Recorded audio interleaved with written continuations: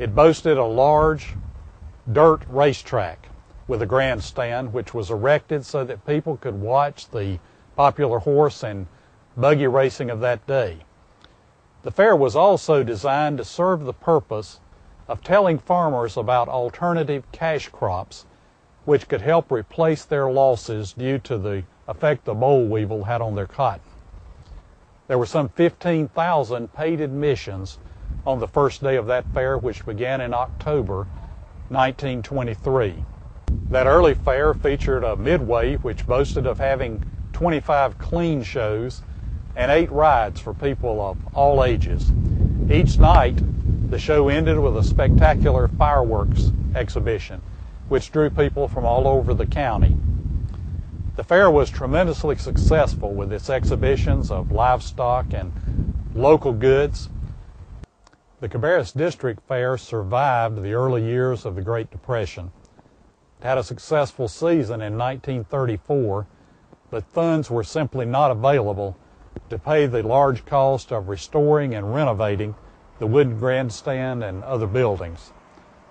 The fair closed after that season, did not open again until after the end of World War II.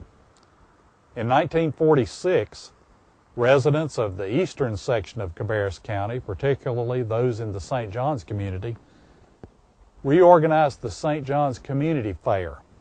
It was held on a fairground centered on the old St. John's School near historic St. John's Lutheran Church.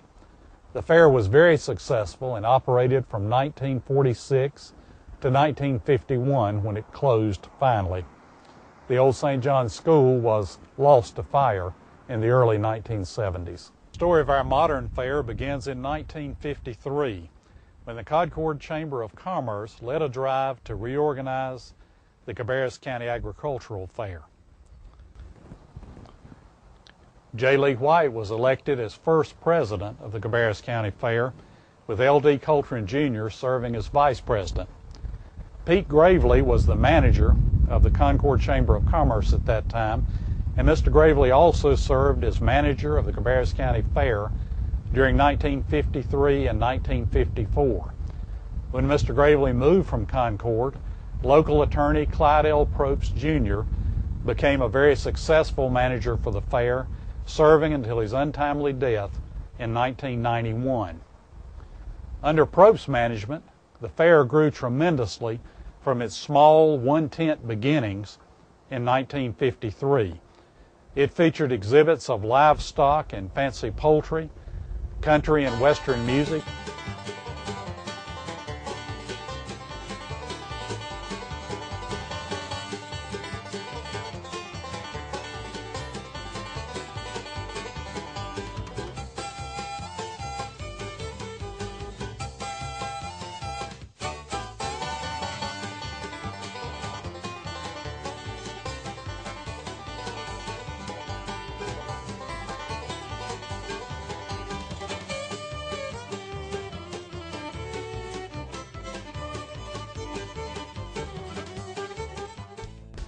midways that were filled with civic clubs and organizations offering a tremendous variety of good food, the Degler Brothers rides providing entertainment for children, and the huge Degler Brothers double sky wheel, which lit up the sky at night and gave children their first Ferris wheel ride.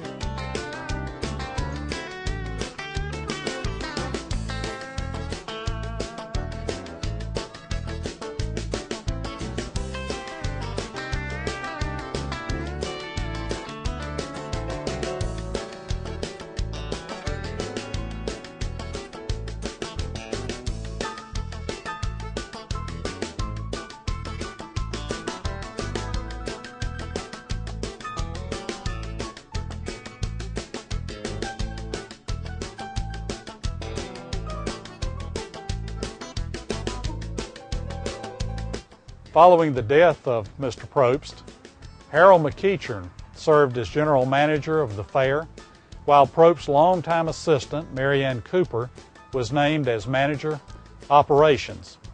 Mr. McEachern last served as general manager in 2001. Well, this is the 49th Cabarrus County Fair, and this will be the last fair that I'll be as the general manager. And I started in 1991 as the general manager, and we've seen a lot of changes in the fair business. So I want to thank the thousands of people over the years that's come out here and enjoyed the Cabarrus County Fair. It's truly one of the old-time country fairs. Leaving Mary Ann Cooper to serve as sole manager of the fair in 2002, as it celebrated both its 50th anniversary and its new home at the Cabarrus Arena and Events Center.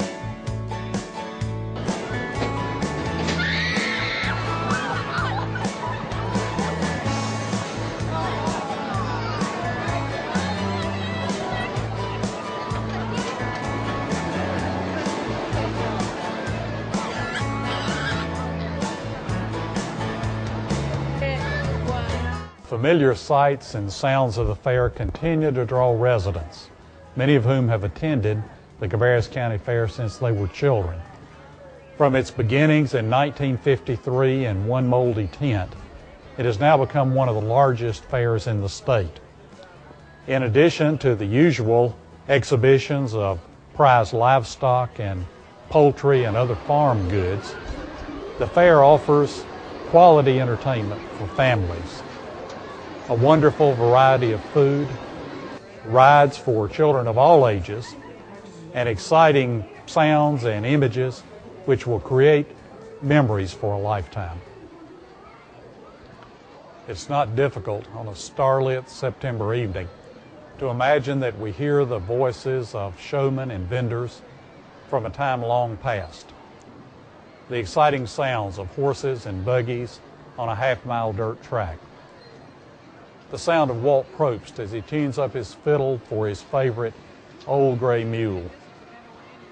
The excited voices of children as they experience all the sights and sounds of the fair, and the priceless wonderment in their eyes as they watch the Degler brothers' double sky wheel light up the night sky for many miles around.